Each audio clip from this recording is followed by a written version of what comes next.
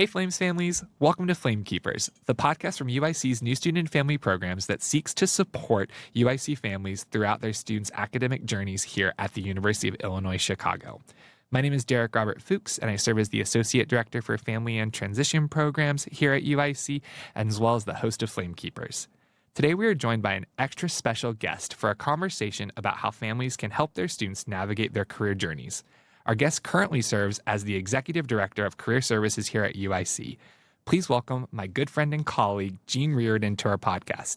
Jean, welcome to Flamekeepers. Thanks, DR. So happy to be here.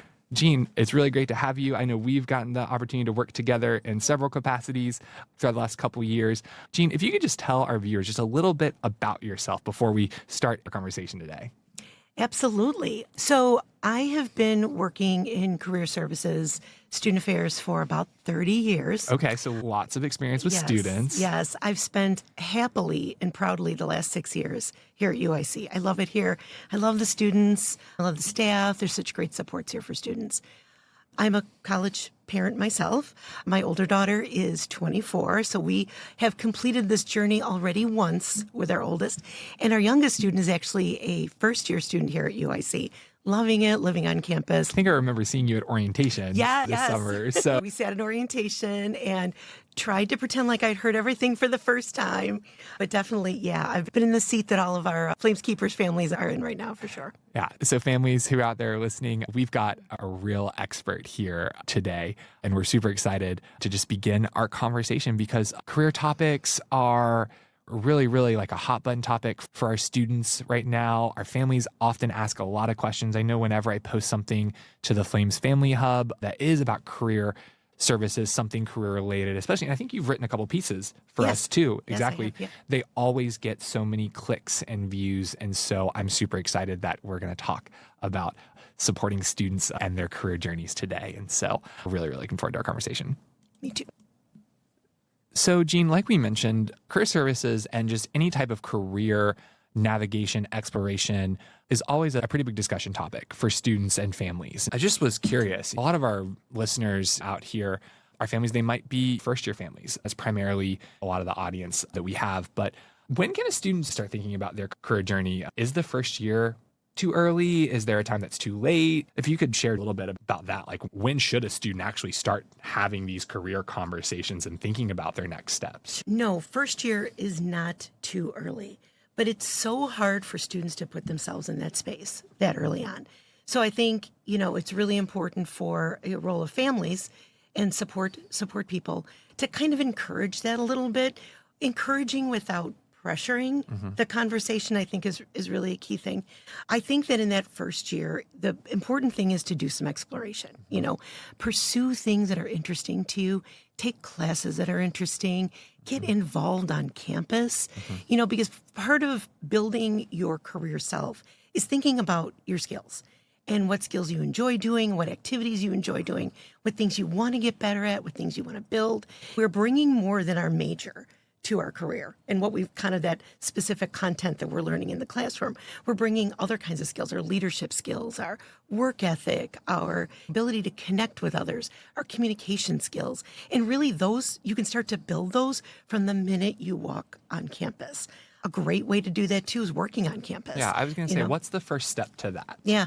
So student employment is part of the career services ecosystem on campus, and it's put together on purpose because we really think that students getting part-time work experience and even volunteer work experience as well, any kind of on-campus experience is really going to be a good gateway to starting to build those skills. So getting a job on campus is great. Students who have part-time jobs close to home or near where they grew up, that's totally fine too.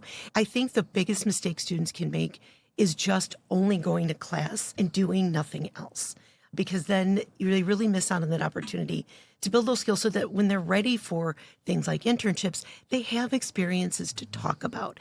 They have things to reference to say to a future employer, hey, I know how to do things because here's the evidence of that. I've been doing these things all along. I always think about that meme that I've seen. If there's any Lord of the Rings fans out there, it's the one, you know what I'm talking about? It's Frodo Baggins. He's holding like a piece of parchment paper and it says, okay, wait, so to get experience, I have to get experience. Yeah. And, Yeah. you know, I just really appreciate you saying getting that experience might look differently. It's not always a direct form of employment. It Right. can be doing those leadership roles and those things like that, maybe being an officer in a club Yeah. or an organization. And so those skills do build into things that, you know, are those career building blocks, like, Right. you know, learning how to talk to people, learning how to Exactly. lead people in a Exactly. group. And, you know, sometimes it's hard because, you know, we have a lot of events on campus. We have networking events and we have, you know, career fairs and internship fairs. And I think our first year students kind of sleep on those a little bit and think, oh, that's not for me. But really, you know, using those things as a laboratory the first year. Ooh, a laboratory. I like that. To go in and just kind of look around, pick up some free things that employers are giving away, you know, pick up some pamphlets, you know, just watch and see how, say, like upper class students are navigating these spaces and these experiences, you know, coming to a networking thing. And that's fine. If you want to sit and hug the wall or just quietly listen, that's okay. That's helping you absorb the information you need, file it away because you're going to need it later. Yeah, absolutely. Absolutely. And I think about all those opportunities that I probably missed as a first year Yeah, me student, too. you know, Yeah. because I thought I have 3.5 years. Like I know exactly what I want to do, you know, when I leave this college life or experience. And, you know, I probably could have benefited from some workshops. And students change their major in the first and second year. I speak from personal experience with this. I thought I was going to be a veterinary science major. You know, I came in and I got rocked by my first college chemistry class. And I'm like, I don't know what I'm going to do now, you know? Yeah. I would say the earlier that a student can make that decision to do that, the easier it's going to be. And some of those early exploratory activities like working on campus, leadership, coming to stuff that you see, networking things, career information panels and stuff like that, that's all going to help students that's going to inform that decision earlier. Because the deeper you get, the harder it is. And I think students feel like, oh, well, I don't want to spend more time here. I'm just going to finish this I'm locked and in. see what happens. Yeah. I'm locked in. And I mean, you aren't, but it's going to feel like you are. You know, so I think the earlier students can kind of navigate that, solidify that choice in the first year, beginning of the second year. I think it's just going to make everything else sort of easier. How can our families who are listening, if they have a student who's kind of in this boat, you know, where they are undecided or they've experienced like the rose-colored glasses have come off in terms of like what they thought they wanted to do. Like, how can our families enter into those conversations, or what are some good conversation starters? Just like ways that this conversation with their students can be successful, positive, and helping them along. Right. I think you want to approach, I think students approach, and I've gone through this myself actually with my kids. You want to approach it in like a very accepting, non-judgmental way, right? Sharing your own experiences sometimes as a professional is also really helpful. I think kids look at their parents and think, well, they had it all figured out and they knew what they were doing. I mean, you just said you weren't. I certainly wasn't. I started out as a communications major, moved to psychology later with no plan, mind you, just, hey, these classes are extremely cool. This is what I want to study. And I think the conversation also around an understanding of there is less of a connection, to be honest, between majors and careers than we think they are. You know, here I am, again, a psychology major. I could have stayed a communication major and done this kind of work. You know, I think that our own experiences about how there's really less of a linear, perfect path for most of us than students think than they think it is. I think sharing those experiences, understanding that this is what college is about. You know, you're trying to explore, you're trying to find what's right for you, asking them questions about what skills do you really want to use? What do you think might really make you happy? The question I always ask students and my own kids, what kinds of problems do you want to solve? Oh, I like that. You know, what kind of an impact do you want to make?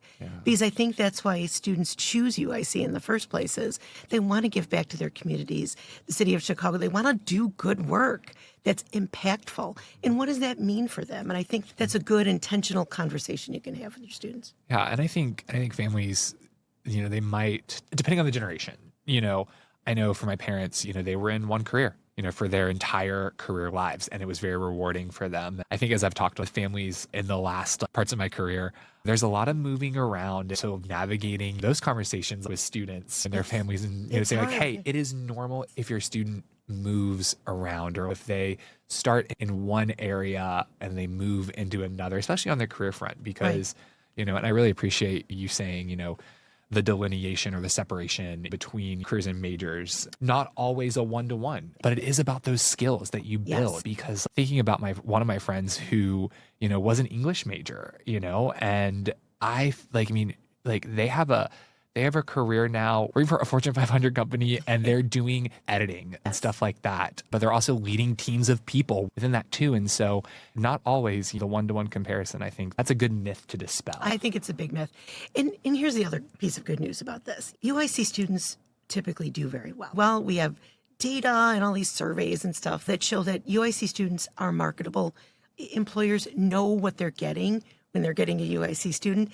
The other piece of good news here is if parents are feeling sort of anxious or not comfortable having those discussions, that's what me and my team are there for. We can help students talk through this, do that exploration. We're trained to do that.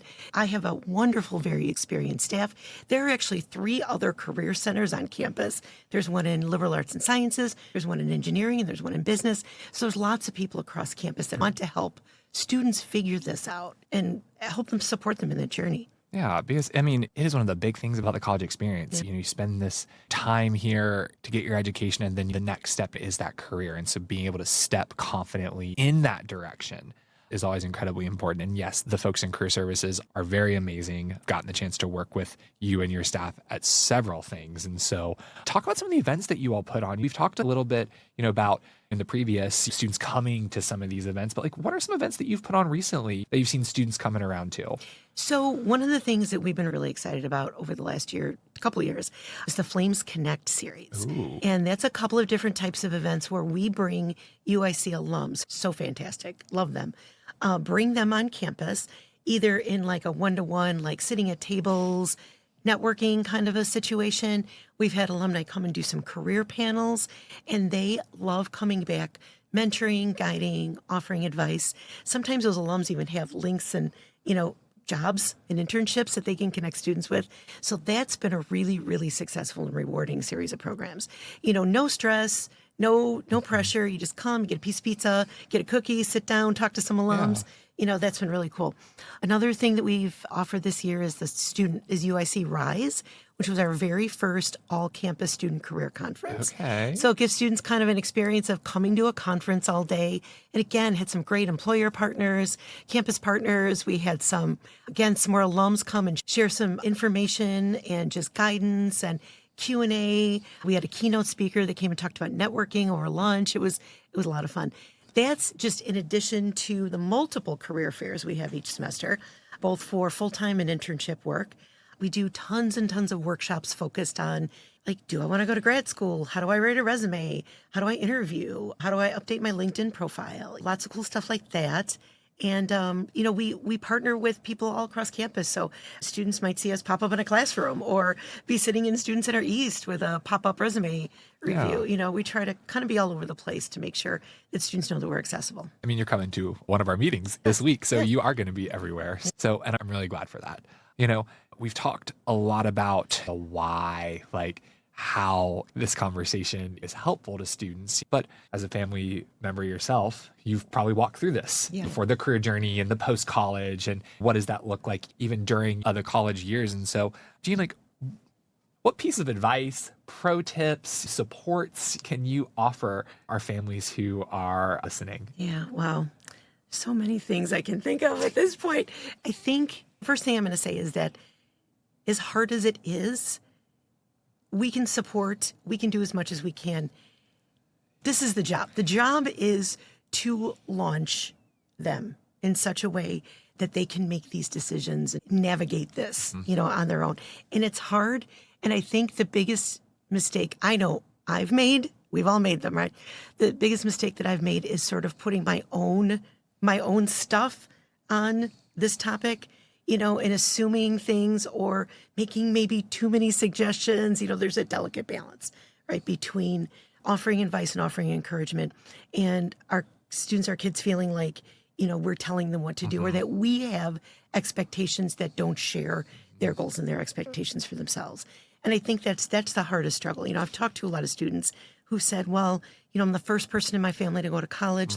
This is on me. It's on me to change the world right now. And it's on you to do something that's going to make you happy, that's going to help you build the life that you want to build. Because it's about more than a job and career. It's about building a life for yourself. And I think that that's where all the work that we've done, all this 18 years, has been leading up to this. That job is really never done. It's really never over, right? No. So I have a flashback to my 22-year-old who was trying to make some decisions. And she's in my living room. She cried for 2 hours because what she wanted to do didn't work out. And she was trying to figure out plan B and plan C. And she admittedly probably waited a little too late to think about plan B and plan C. That's the one thing I would also encourage parents to, like, hey, this is what you want. This is what you're looking at. Fantastic. Just on the outside chance that doesn't work or that you decide you don't want to do that anymore. What's next after that?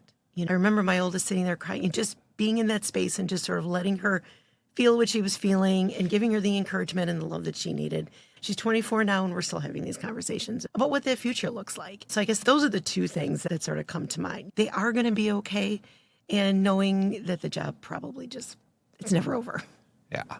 Good pieces of advice right there. Building the life that you want to build, you know, that you want to see, and letting the career pieces fall into that and fit into that and not necessarily take over that and be a full driving force. However, there are lots of people who work a lot, and, you know, their lives are very happy. And so I think the big thing is just, you know, allowing students, like you said, to, you know, figure out what's going to make sense for them, make them the happiest. Yeah. And that 18-year-old that started classes is very different from that 22, 23-year-old. I see that change in my own kids. I've seen that change in my freshmen just from August to March, you know, in the course of a school year, the change in the maturing and the understanding that takes place. And I had forgotten it, right? Because it's been a little bit for me. I had forgotten about that. But, you know, the decisions that they make coming in as a first-year student may not be the decisions that are still right for them as they exit. Giving them that space to figure that out is really critical, too. Growth and development, one of the byproducts of the college experience. Absolutely. We talked about reflection on our previous episode. Students, you know, if they don't stop and you think about how they've changed, you know what I mean? And families, you know, they're the ones who are seeing that firsthand. And so families, if you see your students just growing and developing and changing in really positive ways, encourage them. That's probably one of my big pieces of advice all the time for families is just, you know, encourage your students when you see good growth and development happening, because you'd be surprised at how much that will make them soar and want them to realize that they can do more, that they are capable to do things. And so, absolutely. Jean, thank you so much. This has been a lovely conversation. We've reached the end of today's episode, but before we sign off here, do you have any final encouragements for our families? Any final things you want to say? Any things that you want to plug for Career Services? Sure. I mean, I'm not sure when you might be hearing this, but I will tell you that we've got so much stuff going on. Just encourage your students just to take advantage of everything. I know it's hard. I will tell you, it's been hard to get my own first year to come to a career fair or a career event myself, you know, and I can't even use guilt in that situation. But yeah, I mean, encourage them to pay attention, to start maybe thinking about this stuff. If they do nothing else, make sure that they always have a resume ready to go. That's one of our most popular services. Students can access that in lots of different ways. Just always have that on hand so that you don't not go to a recruiting event or not go to an internship fair because you think you're not ready, because at least you've got that resume, so you're ready to go. Yeah. And so, and you all do resume workshops and things like that. One-on-one advising. Students can make an appointment. Make sure that they're hooked into Handshake. Oh, yes. That's going to be their one-stop shop for on-campus, off-campus internships, scheduling appointments, and knowing about all of the events and programs that we have going on in our department. Excellent. Well, Jean, thanks so much for being here with us. And families, thank you so much for tuning in to Flamekeepers. We value and appreciate your support, and we hope that you join us for our next episode. Take care, families. Well, Flames families, that's going to wrap up another episode of Flamekeepers, the podcast that seeks to support the parents and families of UIC students. We hope you enjoyed today's episode. If you have any questions for us about anything that we've talked about today, please feel free to send us an email at famhelp@uic.edu. That's famhelp@uic.edu. Again, we hope you enjoyed today's episode of Flamekeepers and that you join us for our next one. Take care.